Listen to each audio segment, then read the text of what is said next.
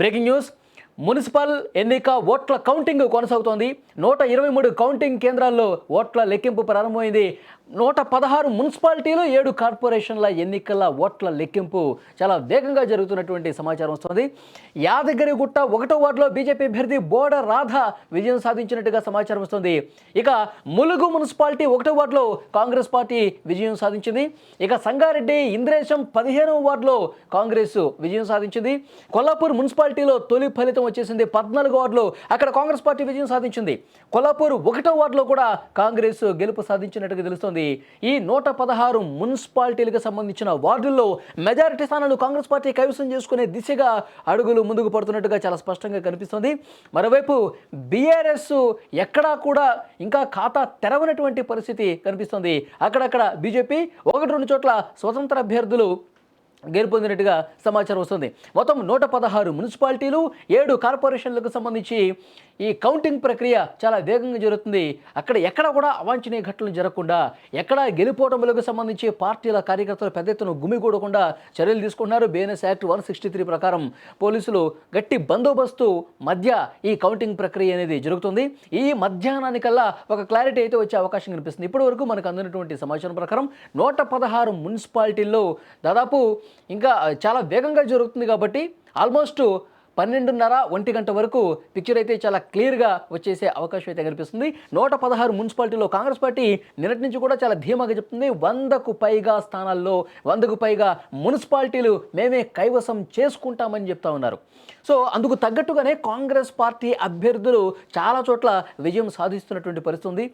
రాష్ట్ర వ్యాప్తంగా అన్ని మున్సిపాలిటీల్లో ఈ 116 మున్సిపాలిటీలు ఏవైతే ఉన్నాయో అక్కడ మెజారిటీ స్థానాలు, మెజారిటీ వార్డుల్లో కాంగ్రెస్ పార్టీ అభ్యర్థులే విజయం సాధిస్తున్నటువంటి పరిస్థితి. అక్కడక్కడ బీజేపీ అభ్యర్థులు, ఇంకొన్ని చోట్ల స్వతంత్ర అభ్యర్థులు గెలుపొందుతున్నట్టుగా సమాచారం వస్తుంది. మిగతా 7 కార్పొరేషన్స్ ఏవైతే ఉన్నాయో ఆ 7 కార్పొరేషన్లు కూడా దానికి సంబంధించిన కూడా ఇన్ఫర్మేషన్ వస్తుంది. సో ఆ కార్పొరేషన్లకి సంబంధించి ఇంకా కౌంటింగ్ వేగంగా జరుగుతుంది కాబట్టి వాటికి సంబంధించినటువంటి ఫలితాలు ఇంకా రావాల్సి ఉంది. ఇక్కడ ఇంకొక ముఖ్యమైనటువంటి విషయం, 2 స్థానాల్లో 2 కార్పొరేషన్లలో కాంగ్రెస్ పార్టీ విజయం దిశగా ముందుకు పోతున్నట్టుగా సమాచారం వస్తుంది. మొత్తం 7 కార్పొరేషన్లలో లీడ్లో ఉంది. 2 కార్పొరేషన్స్లో కాంగ్రెస్ పార్టీ లీడ్ కొనసాగుతుంది. ఇంకా మిగతా 5 కార్పొరేషన్లో కూడా ఎవరు కూడా ఇంకా లీడ్ అయితే కనిపించట్లేదు. 7ట్లో 2 స్థానాల్లో మాత్రం 2 కార్పొరేషన్స్లో మాత్రం కాంగ్రెస్ పార్టీ గెలుపు దిశగా ముందుకు పోతున్నట్టుగా సమాచారం వస్తుంది. ఇక మున్సిపాలిటీల్లో 61 చోట్ల కాంగ్రెస్ పార్టీ విజయం దిశగా ముందుకు పోతున్నట్టు కనిపిస్తుంది. అంటే లీడ్ కనిపిస్తోంది.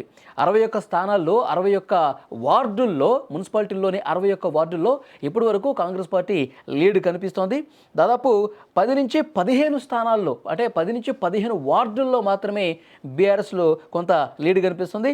10 వార్డుల్లో భారతీయ జనతా పార్టీ లీడ్ కొనసాగుతుంది. స్వతంత్రులు 4 స్థానాల్లో లీడ్ కనబరుస్తున్నట్టుగా తెలుస్తుంది. ఇక కార్పొరేషన్లో మొత్తం 7 కార్పొరేషన్లు అయితే అందులో 2 మాత్రం కాంగ్రెస్ పార్టీ విజయం దిశగా లీడ్ కొనసాగుతూ విజయం దిశగా ముందుకు పోతున్నటువంటి పరిస్థితి. ఇంకా మిగతా 5 కార్పొరేషన్లకు సంబంధించినటువంటి సమాచారం రావాల్సి ఉంది. సో మొత్తానికి చూసుకుంటే కాంగ్రెస్ పార్టీ తన హవా చూపిస్తుందని భావించాలి.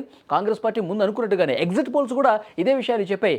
ఎక్కువ స్థానాలు, దాదాపు 70 నుంచి 80 స్థానాల వరకు కూడా మున్సిపాలిటీల్లో డెఫినెట్గా అధికార కాంగ్రెస్ పార్టీకే కొంత ఎడ్జ్ ఉండే అవకాశం ఉంది, విజయం సాధించే అవకాశం ఉందని చెప్పి ఎగ్జిట్ పోల్స్ కూడా చెప్పాయి.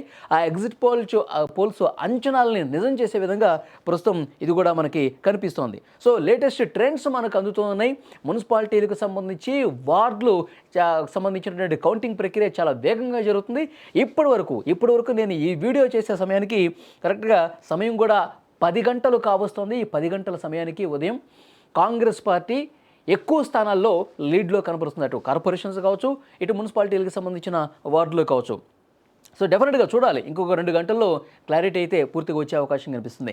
మరొక వైపు భారతీయ జనతా పార్టీకి సంబంధించినటువంటి ఎవరైతే కార్పొరేషన్స్లో, డివిజన్స్లో పోటీ చేశారో వాళ్ళందరూ కూడా క్యాంపు రాజకీయాలు మొదలుపెట్టినట్టుగా తెలుస్తుంది. ఎందుకంటే ఎక్కడ కూడా ఏ పార్టీకి ఆధిక్యం రాకపోతే కనుక, ఏ పార్టీ స్పష్టమైనటువంటి ఆధిక్యత కనబరచకపోతే, ఎందుకంటే అటు ఇటు అటు జంపింగ్స్ ఉంటాయి కాబట్టి ముందు జాగ్రత్త చర్యగా ఒకవేళ హంగేమన్నా ఏర్పడే పరిస్థితి ఉంటే చాలామంది జంప్ అవుతారు కాబట్టి అలాంటి అవకాశాలు లేకుండా అన్ని పార్టీలు, కాంగ్రెస్ పార్టీ కావచ్చు, తర్వాత భారతీయ జనతా పార్టీ కావచ్చు, వీళ్ళు తమ సురక్షితమైనటువంటి ప్రదేశాలకు తీసుకెళ్తున్నారు. పోటీ చేసినటువంటి ఈ అభ్యర్థులందరినీ కూడా వేరే ప్రాంతాలకు షిఫ్ట్ చేస్తున్నటువంటి పరిస్థితి. ఒకవేళ హంగ్ లాంటిదే వస్తే కీ రోల్ పోషించే విధంగా ఎవరికి వాళ్ళు ప్రయత్నాలు చేస్తున్నటువంటి పరిస్థితి కూడా ఉంది. సో డెఫినెట్గా కాంగ్రెస్ పార్టీ ఇప్పుడు వస్తున్నటువంటి ఫలితాలను బట్టి ఎక్కువ స్థానాల్లో లీడ్ కొనసాగుతుందని చెప్పి దీన్ని బట్టి మనకు అర్థమవుతోంది.